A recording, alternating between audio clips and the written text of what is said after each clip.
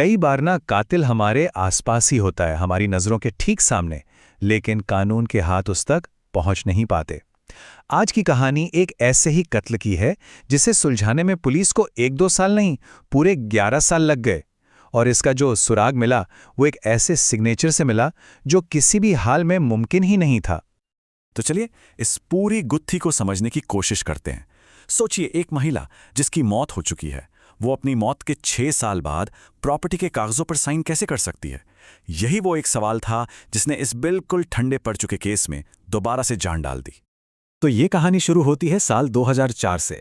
इस कहानी के सेंटर में है अर्चना सांगले, जो पुणे में अपनी जिंदगी की एक बेहतर शुरुआत कर रही थीं। अर्चना ने अपनी एक दुख भरी शादी को हिम्मत से पीछे छोड़ा और इंडिपेंडेंट बनने का फैसला किया। उन्होंने एक नई नौकरी शुरू की और इसी दौरान उनकी मुलाकात हुई संतोष नाम के एक आदमी से, जो एक एनजीओ चलाता था। जल्द ही दोनों को एक दूसरे से प्यार हो गया और उन्होंने साथ रहने का फैसला कर लिया। अपने रिश्ते को एक कदम और आगे ले जाते हुए दिसंबर 2005 में दोनों ने मिलकर पुणे के एक पॉश इलाके में एक घर खरीदा। कमाल की बात यह है कि इस घर को खरीदने में ज्यादातर पैसा अर्चना का ही लगा था, लेकिन जाहिर है दोनों ने इसे अपने आने वाले कल का एक खूबसूरत सपना माना। सब कुछ ठीक चल रहा था, लेकिन फिर घर खरीदने के ठीक 1 साल बाद 4 नवंबर 2006 को अर्चना अचानक से गायब हो गईं।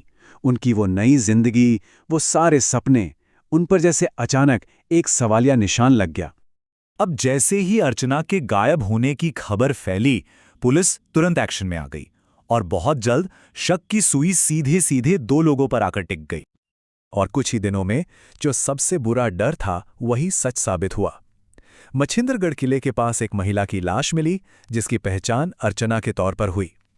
अब यह सिर्फ एक गुमशुदगी का मामला नहीं था, ये एक मर्डर इन्वेस्टिगेशन बन चुका था। पुलिस के सामने 2 सीधे सीधे सस्पेक्ट थे। पहला, अर्चना का एक्स हस्बैंड, जिस पर परिवार को शक था कि शायद उसने जलन या बदले की भावना में ये सब किया हो। और दूसरा था संतोष, जो अर्चना के साथ रह रहा था और आखिरी इंसान था जिसने अर्चना को जिंदा देखा था। पुलिस ने दोनों से ही घंटों तक पूछताछ की, लेकिन दिक्कत पता है क्या थी? दोनों में से किसी के भी खिलाफ एक भी ठोस सबूत नहीं मिला। एक्स हस्बैंड का कोई कनेक्शन साबित नहीं हो पाया और संतोष के खिलाफ भी कुछ ऐसा नहीं था जो उसे गुनहगार साबित कर सके। और बिना सबूत के पुलिस को दोनों को ही छोड़ना पड़ा। केस एक ऐसी अंधेरी गली में पहुंच गया जहां से आगे कोई रास्ता नहीं था। और बस यहीं से केस एक ठंडे बस्ते में चला गया, सालों के लिए। वक्त गुजरता गया, अर्चना की फाइल पर धूल जमती गई और इस केस पर एक गहरी खामोशी छा गई। देखिए कहानी कैसे आगे बढ़ी। 2006 अर्चना का मर्डर, 2007 तक केस बिल्कुल ठंडा। फिर 5 साल बाद 2012 में एक अजीब सी उम्मीद जगी, लेकिन सच को सामने आने में 2017 हो गया। पूरे 11 साल। सोचिए, इंसाफ के लिए 11 साल का लंबा, थका देने वाला इंतजार। तो आखिर ऐसा क्या हुआ कि ये सालों की खामोशी टूटी? वो सुराग था एक मुर्दे का दस्तखत। सुनने में अजीब है ना, पर यही सच था। और ये जो चौंकाने वाला सुराग था ना, ये उसी घर से जुड़ा था जिसे अर्चना और संतोष ने मिलकर खरीदा था। वही घर जो कभी उनके सपनों का आशियाना था, अब अर्चना की मौत का राज खोलने वाला था।